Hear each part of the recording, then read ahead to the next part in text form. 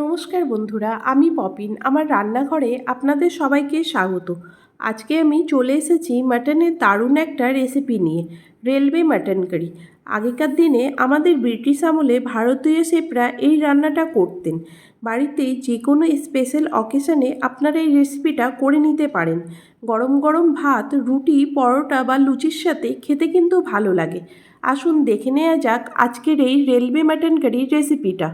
এখানে 800 গ্রাম মাটন আছে। মাটনের মধ্যে আমি 2 চামচ টক দই দিয়ে দিলাম, আদা বাটা দিয়ে দিলাম 1 টিস্পুন, রসুন বাটা দিলাম 1 টিস্পুন,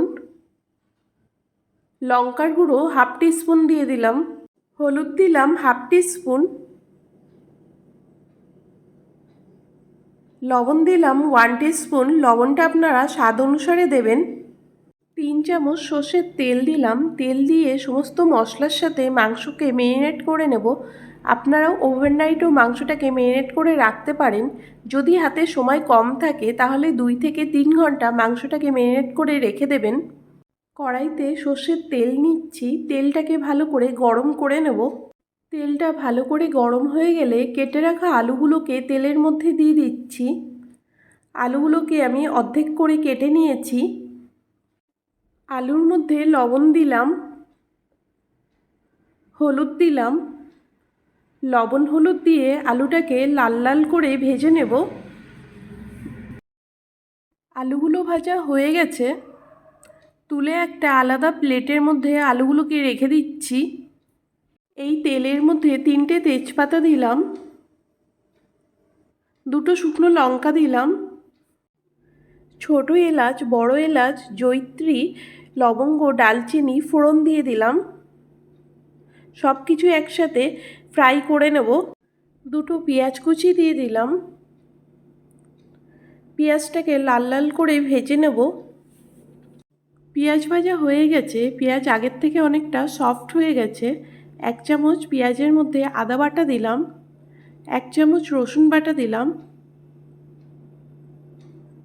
একটা বড় সাইজের টমেটো কুচি দিলাম। সব মশলা এখন একসাথে কষিয়ে নেব। 1/2 টিস্পুন হলুদ দিলাম, লবণ দিচ্ছি। লবণটা আপনারা স্বাদ অনুসারে ব্যবহার করবেন। অল্প একটু জল দিলাম, মশলাটা যেন পুড়ে না যায়, তাই অল্প একটু জল দিয়েছি। মশলাটা কষিয়ে নেব। মশলার থেকে যখন তেল ছেড়ে দেবে তখন ম্যারিনেট করা মাংসটাকে মশলার মধ্যে দিয়ে দেব। মশলার সাথে মাটনটাকে ভালো করে কষিয়ে নেব। যতক্ষণ মাটনটা কষানো হচ্ছে আমি আরেকটা মাটনের জন্য মশলা তৈরি করে নেব। ঢাকা দিয়ে দিচ্ছি। ঢাকনাটা দিয়েই রান্নাটা করে নেব। একটা প্যান নিয়েছি। প্যানের মধ্যে 1 চামচ গোটা জিরে, 1/2 টিস্পুন মৌরি নিয়ে শুকনো খোলাতে ভেজে নিচ্ছি। 1 চামচ গোটা ধনে দিলাম, 1 চামচ গোটা গোলমরিচ দিলাম। সব কিছু একসাথে শুকনো খোলাতে ফ্রাই করে নেব। যখন দেখবেন মশলার থেকে সুন্দর গন্ধ দিচ্ছে তখন জল ছাড়া এটাকে বেটে নেবেন। একটু ঠান্ডা করে বেটে নেবেন। ঢাকনাটা সরিয়ে নিচ্ছি। দেখুন মাটন থেকে জল বেরিয়ে গেছে। আমি এখনও পর্যন্ত জল ব্যবহার করিনি। গ্যাসের ফ্লেমটাকে হাইতে দিয়ে মাটনটা খুব ভালো করে কষিয়ে নিতে হবে। মাটন যত বেশি ভালো করে কষাবেন স্বাদটাও অত বেশি ভালো হয়। আপনারা যদি মাটনটাকে খুব তাড়াতাড়ি সিদ্ধ করে নিতে চান তাহলে কাঁচা পেঁপে বেটে ব্যবহার করবেন। কাঁচা পেঁপে বেটে ব্যবহার করলে দেখবেন মাংসটা খুব ভালো তাড়াতাড়ি সিদ্ধ হয়ে যায়। আমি কিন্তু কাশ্মীরি রেড চিলি পাউডার ব্যবহার করিনি, নর্মাল লঙ্কার গুঁড়ো ব্যবহার করেছি। মাটনটা যত বেশি ভালো করে কষাবেন টেস্ট অত বেশি ভালো হয়। এইদিকে মাটনটা কষানো হয়ে গেছে। মাটনের থেকে তেলটা আলাদা হয়ে গেছে। শুকনো খোলাতে ভেজে রাখা মশলার গুঁড়োটাকে দিয়ে দিলাম।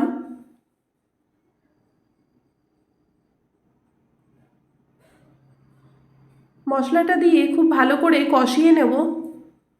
মাংসটা কষানো হয়ে গেছে। গরম জল দিয়ে দিলাম। আপনারা চাইলে গ্যাসের ফ্লেমটাকে লোতে করে দিয়ে মাংসটা সিদ্ধ করে নিতে পারেন। আমি প্রেসারে মাংসটা সিদ্ধ করে নেব। ঝোলটা আপনারা যেমনি রাখতে চান সেই আন্দাজেই জলটা ব্যবহার করবেন।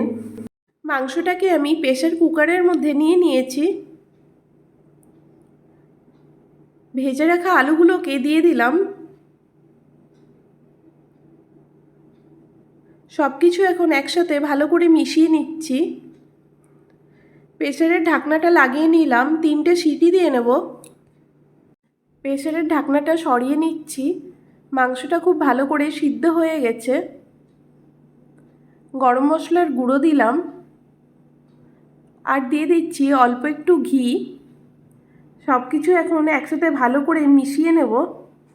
ব্যাস তৈরি হয়ে গেছে রেলওয়ে মাটন কারি। আজকের রেসিপিটা আপনাদের কেমন লাগলো অবশ্যই জানাবেন। যদি ভালো লাগে আপনারাও ঠিক এইরকমভাবে বাড়িতে ট্রাই করে দেখতে পারেন। আমার চ্যানেলে নতুন কোনো বন্ধু থাকলে আমার চ্যানেলটাকে সাবস্ক্রাইব করে নেওয়ার অনুরোধ রইল।